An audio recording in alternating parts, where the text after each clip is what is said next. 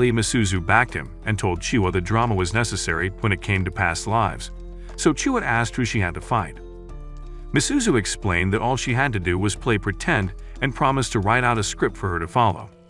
Later that day, just like the Zack Cinder wannabe otherwise known as Misuzu had directed, Chua burst into Heida's class and began acting. She was supposedly a hero who had just regained her memories and powers from her past life. Heida also starred in the play and helped her make the scene more believable, or so they thought. Once their performance was over, Chua rushed out of the classroom with a dramatic flair, and to Misuzu and Heida's surprise, their classmates began clapping. They soon surrounded Heida, commended him for his performance, and asked if the short scene was a teaser from the comedy skit he wished to perform on SNL that weekend. Heida was left speechless by their assumption, but Misuzu was completely crushed when she heard them call the script she poured her heart into a comedy skit. Later during their club meeting, Misuzu announced that it was time for Chua to ask Sakagami out on a date. Heida thought it was too soon, but she insisted that Chua's previous attempts to raise her status must have caught Sakagami's attention already. Still, Heida argued that a few skits weren't enough to make Sakagami fall for Chua, so Misuzu proposed they come up with another plan. However, Chua cut them off and said she was ready to shoot her shot by asking Sakagami out on a date. After she said this, Misuzu pointed out that she didn't sound as enthusiastic as she ought to be, but she denied it. Misuzu didn't bother arguing with her and suggested that she put a love letter in Sakagami's locker. That night, while Heida and Chua were grocery shopping, Heida asked Chua if she was sure about her decision to ask Sakagami out. Chua said yes, so he promised to celebrate her success by cooking all of her favorite food. The next day, Chua placed the letter in Sakagami's locker as planned, and after school, he met her on the rooftop. Heida and Misuzu were also on there, watching them from another part of the roof with bated breath. After Sakagami approached Chua, he surprised her by saying he thought she was cute and invited her to see a movie with him that Sunday. That night, Heida kept to his word and prepared all of Chua's favorite food to celebrate her success with Sakagami. When Chua saw the food laid out on the table, she asked Heida why they were celebrating. He began listing out all the positive things that would come with her dating Sakagami, so she asked if he was okay with her dating Sakagami. Heida was confused by her question because the only reason Misuzu had started the club in the first place was to help Chua achieve her goal. He reminded her that all the work she put in to get Sakagami had finally paid off, but Chua surprised him when she began crying and saying it hadn't. She also said she wished she hadn't met or befriended him because she had never gained anything from their relationship. Heida tried to calm her down, but Chua slapped his hand away when he tried to give her a handkerchief and ran out of the house.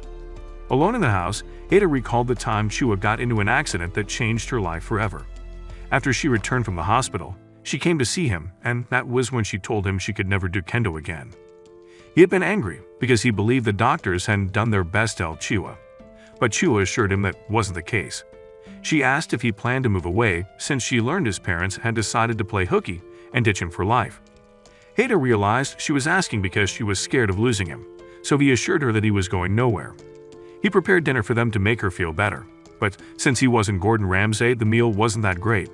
However, he promised to learn how to cook so Chua would eat healthy, and she promised to find a new hobby to replace kendo. Her determination made him think of what he wanted to do with his life. Eventually, he decided he would study hard to become a doctor and told Chua he would heal her. This made Chua cry, but he promised that he wouldn't let her down, and she told him she would wait until he could heal her.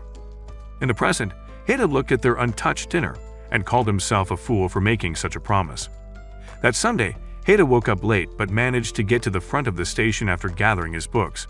As soon as he arrived, he was surprised to see Misuzu, who admitted she had also to see how Chua's date went. They found a spot and stood there watching Chua as she waited for Sakagami to show up for their date.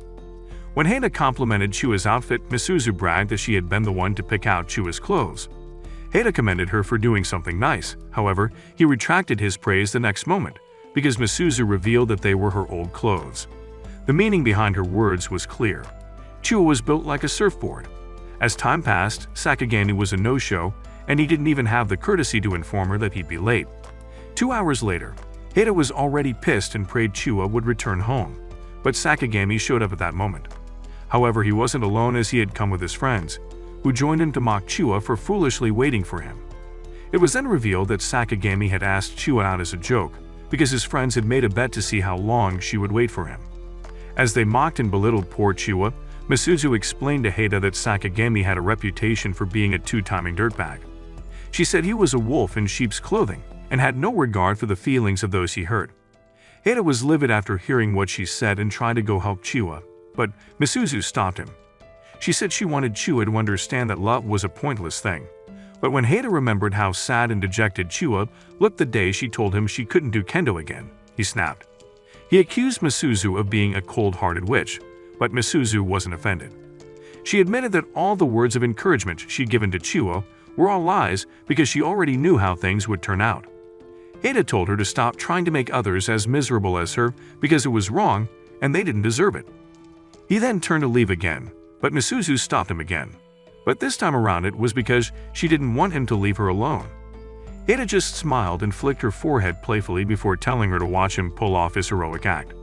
Since he'd already gaslighted himself into believing he was a knight, he charged at Sakagami and his friends. The group moved out of the way easily and demanded to know what he wanted. Hada began rambling and acting like an idiot as he introduced himself as the burning fighting fighter, causing Sakagami and his friends to conclude that he was a deranged kaku. They decided it was best to leave before they got infected by his stupidity. But Hada ran after them and knocked Sakagami down. He demanded that they apologize to Chua, but his actions had pissed Sakagami off, so they began kicking him.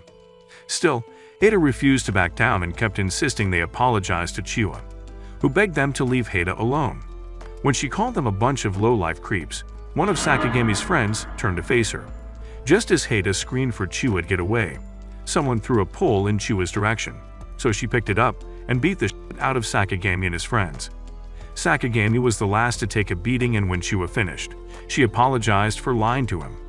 She said she had only approached him because she got into a fight with Hada and wanted to prove she could get a boyfriend just as she had said.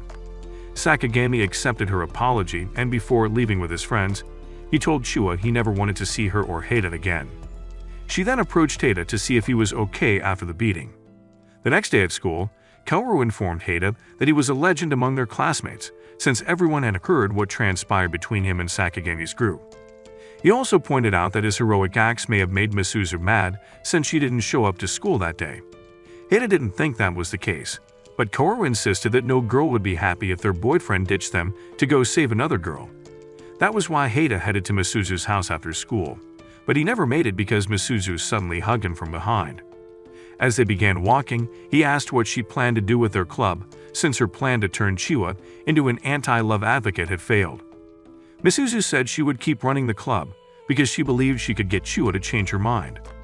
Hada then told her he would remain in the club until Chua achieved her goal, so Misuzu turned around and kissed him. After the kiss, she told him never to forget that she was his first kiss, and Hada asked why she had kissed him when she didn't even like him. Misuzu revealed she had only kissed him to reenact the scene where Dio stole a kiss from Arina in JoJo's Bizarre Adventures, Part 1. She then told him to complete the scene by washing his mouth with dirty water, but Hada refused. A few days later, Hada walked in on Chua in his bathroom, and after they both freaked out, he rushed outside to give her some privacy. As he stood outside, he asked why she was in his house, and she explained that she had sent him an email the night before to inform him that she would use his bathroom because hers was bad. Since Hada hadn't checked his email, he was unaware of this, so he apologized for barging in on her. Chua told him that if he wanted to make it up to her, he had to walk to school with her every morning, and he agreed. After leaving the bathroom, Hada went to the kitchen and was surprised to see Misuzu. She told him she had emailed him the previous night to tell him she was coming over in the morning. While they were still talking, Chua called out to him asking for the hairdryer. Misuzu asked Hada who else was home after hearing Chua's voice, and he told her it was his aunt. Misuzu insisted on saying hello, but he didn't let her and instructed her to stay in the kitchen while he rushed to the bathroom. Inside the bathroom, Hada handed Chua the hairdryer, and when Misuzu called out to him from the kitchen, she assumed it was his aunt and tried to go greet her. Hada insisted that she say hello another time and then rushed out to see what Misuzu needed. He kept going back and forth between the kitchen and bathroom, trying desperately to keep both girls apart. But in the end, they saw one another and got into a heated staring contest. When Hada got to school later that morning, he found a love letter in his locker, so he told Kaoru about it. Kaoru speculated that Chua was the one who placed the letter in his locker, because the sender had said she wanted things between her and Hada to go back to the way they were in the past. He said she might be feeling left out since he spent most of his time with Misuzu. So Hada decided to ask Chua about it. Later that day in the club room, Hada wondered how to bring up the question as Chua ate beside him. Eventually,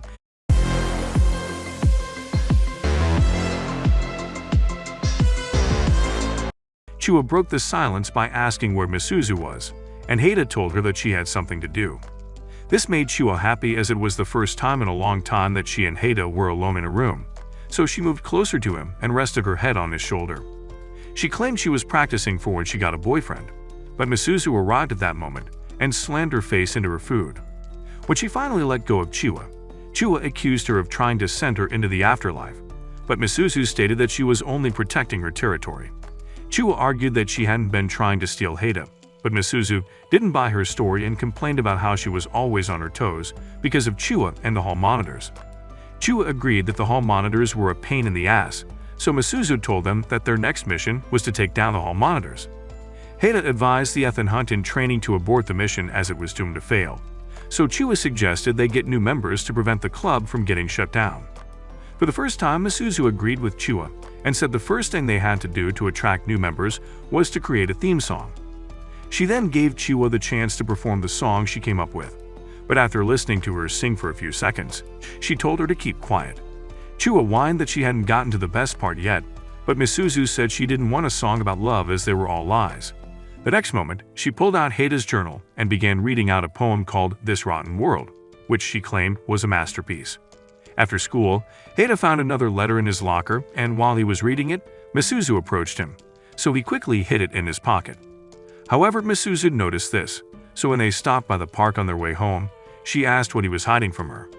Hada said it was nothing, but she didn't believe him and tried to force him to speak by threatening to read his journal in front of the entire school. Hada didn't want that, but he also knew that telling her about the letters was a bad idea, so he insisted that nothing was going on. The next moment, they were interrupted by a blonde girl, who said Hada looked like a disgusting reject.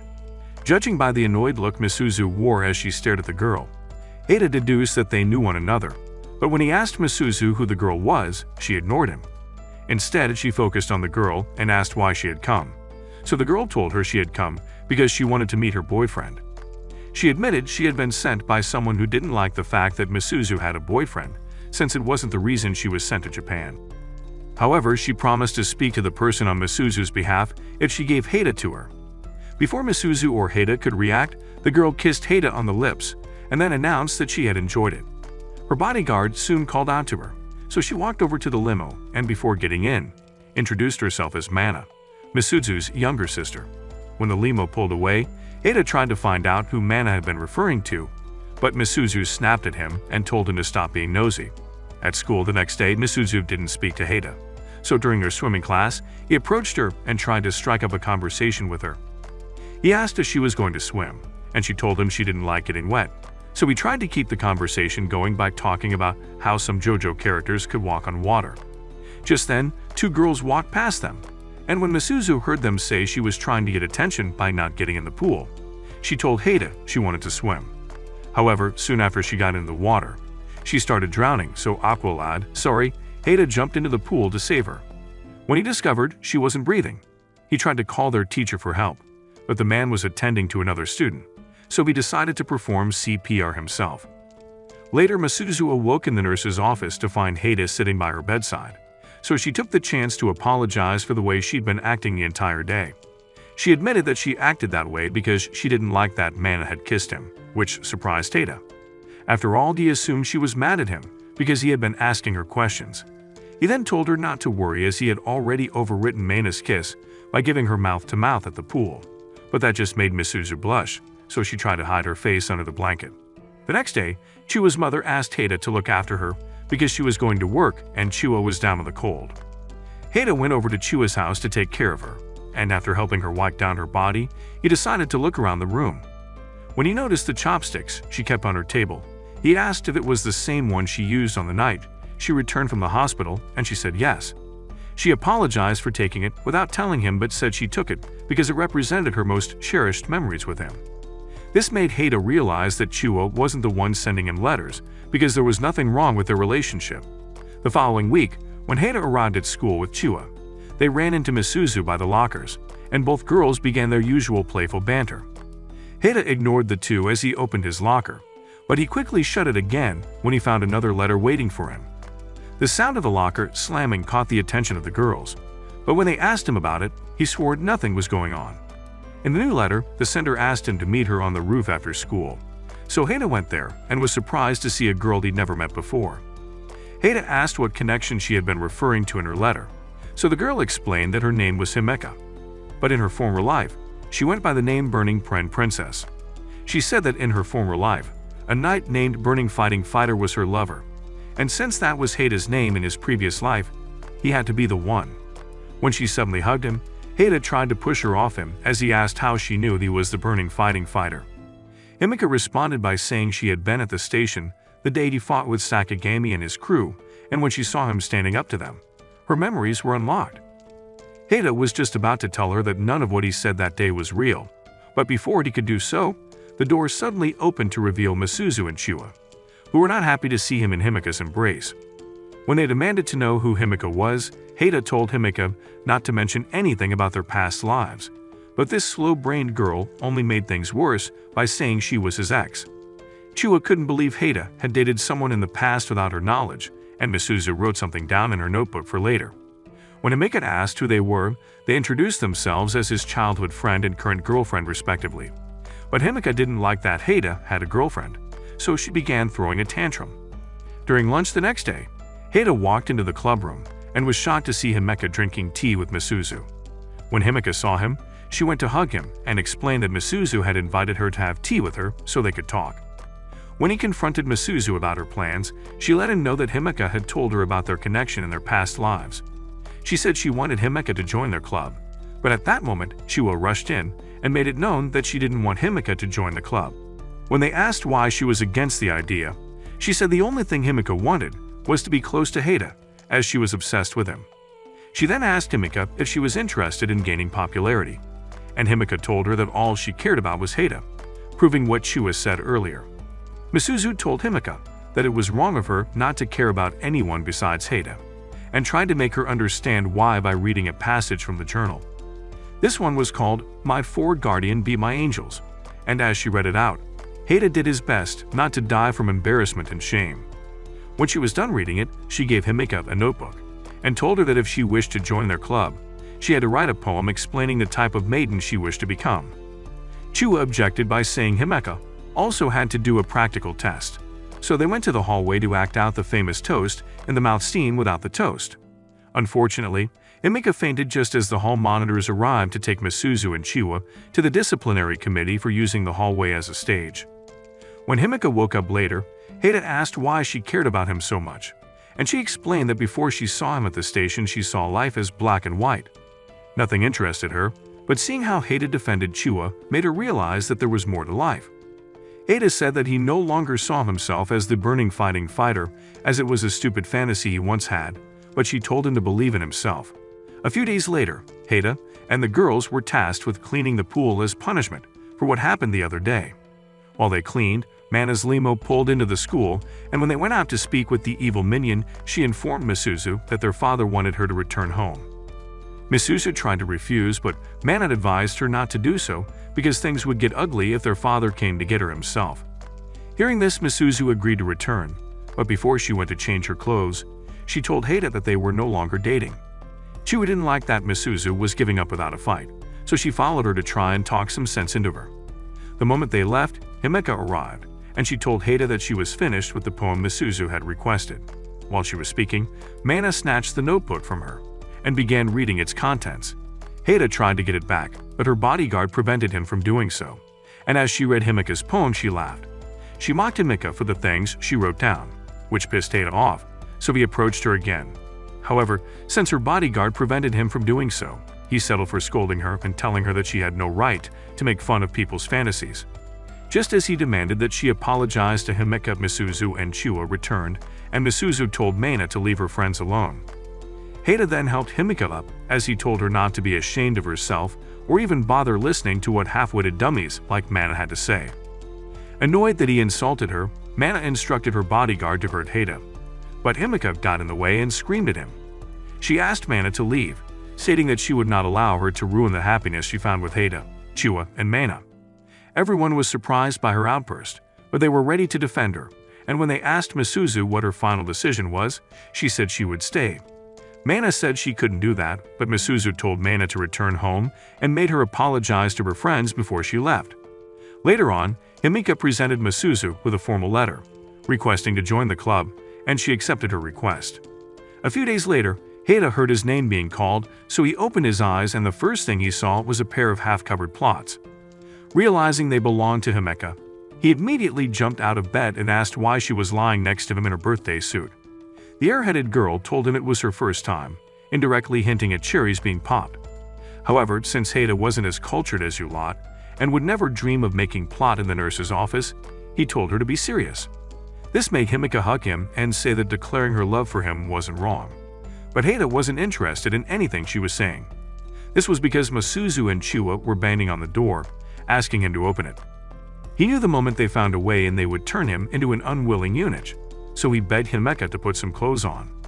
Himika told him not to be afraid, and after spewing a lot of hot garbage about getting rid of them, using her holy aura and whatnot, she went to open the door before Hada could stop her. When Misuzu and Chua stepped into the room, they were surprised to see that Himika was alone, and when they asked where Hada was, she told them she had no idea. Misuzu didn't believe her and pointed out that she'd heard his voice, but Himika assured her that she was only hearing things. Misuzu then asked why she wasn't wearing any clothes, and just like she'd told Hada before, Himika said it was her first time. Both girls asked what she meant by that, and she claimed it was a challenge from the underworld, and since they didn't want to tell her that she sounded like a crazy nutjob, they agreed with her. However, Misuzu wasn't convinced that Hada wasn't in the room, so she decided to check the room out herself. She would have caught him hiding behind the curtain like a scared little girl if Himika didn't start acting like she'd lost a few more screws in her head, and one of the hall monitors, who hated Misuzu's guts, hadn't walked in. I scolded them for fooling around in the nurse's office and told them to be ashamed of themselves for turning Himika into a delusional fool. She also reminded them that their club would be shut down, and Chua said that she was trying to shut down their club because she was jealous of them. She told A to admit that she wanted to join their club to increase her chances of getting a boyfriend, but I screamed at her and said she already had a boyfriend. Her outburst shocked everyone, including herself, but since she didn't want to be known as the boy who cried wolf, or in her case, girl, she kept her composure. Misuzu then asked if her boyfriend went to their school, and she told them he was a college student because she liked her men mature. Instead of stopping there, the Pinocchio wannabe decided to brag about her so-called perfect boyfriend. So Misuzu asked what his name was. I said his name was Michael, a name which she came up with on the spot, but since the girls didn't know that, they believed her. Eventually the club was shut down, and since it was the start of the school break, Hada felt relieved. This was because he could focus on his prep classes without worrying about what harebrained scheme Misuzu would cook up in the name of club activity. When he got to the venue, he was surprised to see Ai, who asked what class he was in after getting over her shock at seeing him. Hada told her he was in Class C, which happened to be the same class she was in. For some reason, finding out they were in the same class made her very happy, and she let out a delighted squeal as she did a fist pump in the air. Her actions drew the attention of others to them, so she decided to play it cool and left him alone. As soon as she walked away, Kaoru approached Hada and asked Hada why he'd been talking to Ai. How Kaoru referred to Ai made Hada ask if he was close to her, so Kaoru explained that they went to the same elementary school. That evening, while Hada and Chua had dinner, Chua invited Hada to go to the upcoming river festival with her. Hada turned her down, saying he wanted to focus all his energy on his classes. Later that night, Hada was in his room studying when he received a message from Misuzu. In her message, she threatened to share the contents of his journal with everyone she knew if he didn't go see her immediately. Even though Hada groaned about how the cold-hearted witch was manipulating him, he rushed to the cafe where she asked him to meet her. When he got there, Misuzu pointed out that he was late, and he told her it wasn't his fault. Still, she decided to insult him and said if he had a functioning brain, he'd have traveled through dark space. Hada had to remind her that he wasn't a stand user, and asked why she was being extra bitchy that evening. She told him it was because she'd made up her mind to treat him like the worthless low-life scum that he was, since there was no need to pretend they were dating whenever they were alone. Hada wasn't offended by her rudeness, and asked why she wanted to meet with him that night instead of the next day. Misuzu then told him she needed him to learn A's weaknesses since they were taking the same classes. She said she'd asked around and no one had ever heard of A's supposed boyfriend before, so she needed proof to help her show everyone that I was a liar. Haida asked why she couldn't ignore Ai, and she told him that finding Ai's weakness and exploiting it was the only way to restore their club. During lunchtime the next day, Kaoru kept talking to Haida about Ai, so Haida asked if he had a crush on her. To his surprise, Kaoru got annoyed and told Haida never to say such absurd things, which left Haida confused. Suddenly, Kaoru rushed away from their table, and when he returned, he had Ai with him. He asked Ai to say hello to Haida, but the rude brat called Haida a stupid idiot instead, so Kaori whispered in her ear and told her he wouldn't help her anymore. This was enough for her to change her attitude, so she apologized and brought out her bento. She then opened it and asked Haida to have some of it, but he refused, saying it wasn't enough. Kaoru told him not to refuse her offer and assured him that if I felt hungry later, he would give her a jam roll, so Haida took one of the egg rolls. After eating it, he commented on how good it tasted, which made Ai blush before she announced that she was going for a run. After she ran out of the cafeteria, Kaoru explained to Haida his compliment had made Ai happy. Later that day, when classes were over, Kaoru asked Haida if he and Ai could join in for dinner, and he said yes. At the restaurant, while they waited for their food, I went to say something about her boyfriend, but Chua suddenly showed up. Haida asked why she was there, and she explained that she'd seen him from the window while she was going to the steakhouse with her parents. She then turned her attention to Ai and asked if she was ready to confess that she had lied about having a boyfriend. Before Ai could respond, Haida came to her defense and told Chua to stop picking on her because she was telling the truth. Chua argued that Ai was a bigger liar than Usopp, but Haida insisted she was wrong, and when he asked Ai about it, she confirmed it, saying she had a boyfriend. Just as she told them she had dates planned out with him, Himika, who suddenly appeared behind Haida, begged her to tell them about her previous dates. Since she didn't want to be called a liar, I told them about her dates, the clothes she wore to the dates, and the things they did together, which Haida and the girls believed to be true. The next day, Haida met with Misuzu, and he told her that A's boyfriend was real because of what she said to him and the others the day before. However, Misuzu refused to believe I had a boyfriend and said she wanted to meet with him, but Haida told her to give it a rest.